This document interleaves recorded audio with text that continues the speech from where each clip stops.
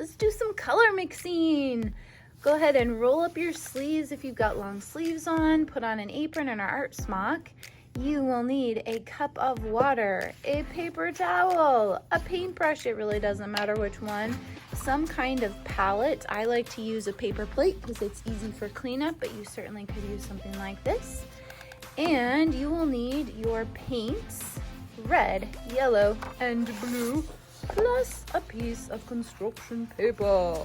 So this is just a paint mixing exercise to get us warmed up. This is not a real deal. This is just for fun. You will only need a little bit of each of your paints. This is more than enough what I have on my palette. Go ahead and take a little scoop of each of your paints. You will need more yellow than red or blue. These are, again, your primary colors, red, yellow, and blue. From these colors, you can make any other color in the rainbow. Make sure to put your lid back on your cup so that you can use this paint for your real deal. And again, you only need a tiny little scoop. If you use more than a tiny little scoop, you might not have enough for your real deal.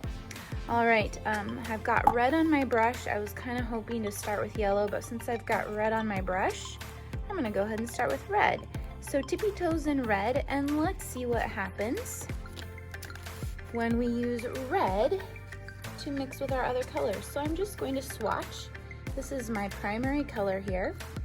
I've already got red on my brush, so I'm not going to rinse it this time.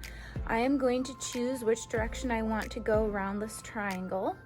And it's going to be helpful if you place your paints in a triangle. Many of you have done this before at school and you know where we're going with this. But a triangle will help. And I think I feel like going this way, so I'm gonna put just the little bit of red that's on my brush here and scoop up a bunch of yellow without messing up all of the yellow. I'm just gonna scoop from one side of the yellow. And use my brush to mix here, and as you can see, I have a nice fiery orange. So I'm just gonna swatch this once it's all mixed together. Let's see what we've got here. Ooh, I like that. So this is a nice deep clementine orange, I would say. If you want a lighter orange, you can keep adding yellow to it. So again, I'm not gonna mix up my whole yellow. Just gonna take a little more yellow, mix it on the side here. Maybe I will get a lighter orange. Maybe I won't because I had a bunch of red in my brush, honestly. So I'm gonna scoop up a little bit more here. Here we go, a little lighter orange, and swatch.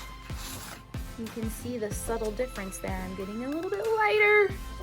Let's see how many different oranges we can create. Again, just a little bit more orange every time. And I think I'm gonna actually wipe off my brush here because it's got a bunch of red in it. It's very loaded, so that I can get a lighter and lighter orange every time. Ooh. So keep working your way through orange. And again, my brush is pretty loaded here, so I'm gonna wipe it off. See how light you can get that orange. I think I'll go for one more here.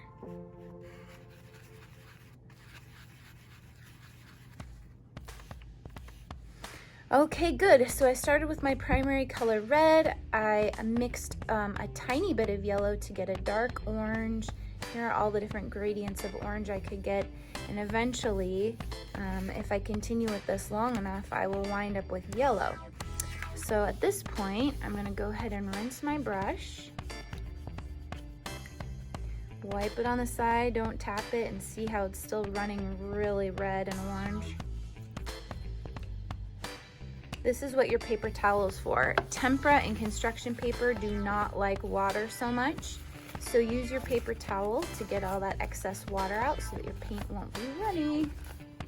I still see some red in my brush. That might mess with my yellow. Make sure your brush is super clean for yellow. Your water should be running clear. We're getting closer here. Okay, all right. Straight up yellow is next. Dip my tippy toes in there. And you could, I feel like completing this.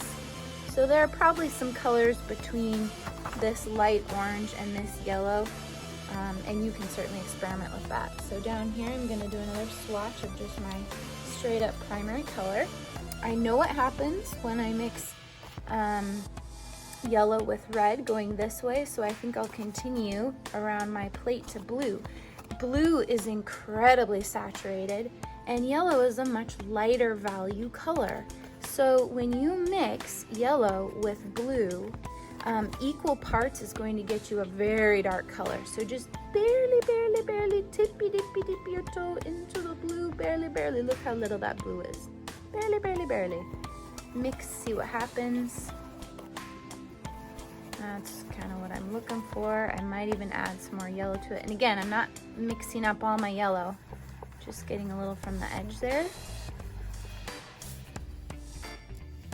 All right, what would you call that color? I love that. Very light lime green. Again, dip, teeny little bit.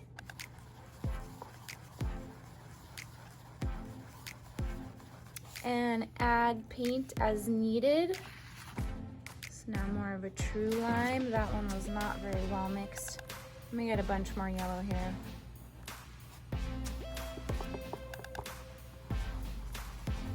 And another dip.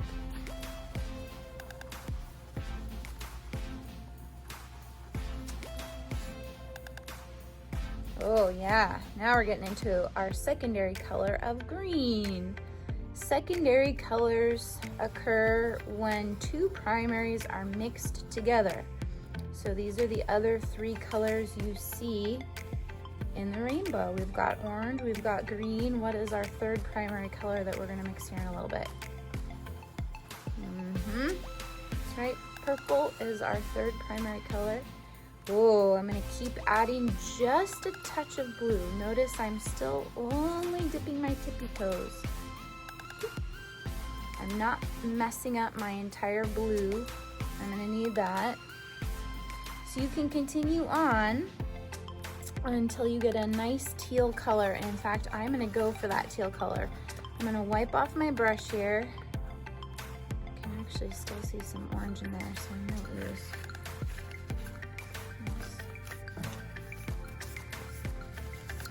If you continue just adding a little dip of blue, you will eventually get to teal, which is more of a blue-green instead of a green-blue. So I'm actually gonna add a whole bunch of blue this time. To a little bit of green, and I should get a nice oceany color here. Ooh, I do like that. So again, more blue and a little bit of green.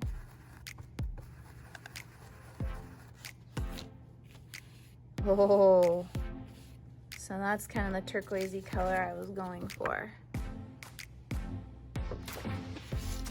And you can continue on and on and on, mixing more blue into the green until you get true blue.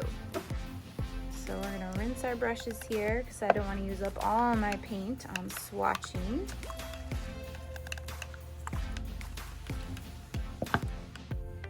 Wipe it on the lip so it's not flying everywhere. Use your paper towel. Okay, let's get a little bit of blue here at the end so we know where we're going. All right, third primary color in its pure form, blue. And of course, now I know what happens when I mix blue with green, so I'm gonna go on around to red. Now, both red and blue are pretty saturated colors. Blue is darker than red, so you will need less of it and more of the red. But let's see what happens when we only add a tiny little bit. This should get us a blue-red or violet or kind of an indigo color. And that's exactly what we have here. Some of you might call this navy.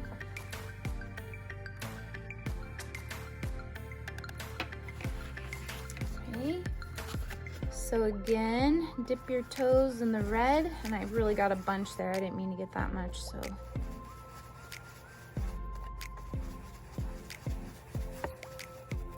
Kind of skip through indigo and right to purple, and that's okay. Look at that deep eggplanty purple, and again, dip your toes.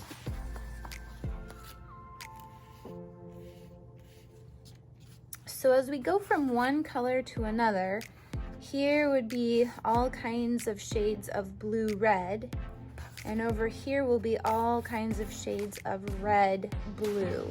So whatever the dominant color is, that's how it's named.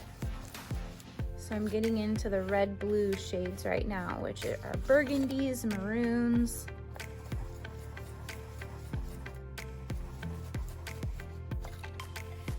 Oh yeah, that's really cool. So I'm running out of red here, so I'm just gonna wipe off my brush and use my little red puddle here to get a very red-blue. So this is now kind of a cherry color. Ooh, cool. And you continue all the way until you get back to red.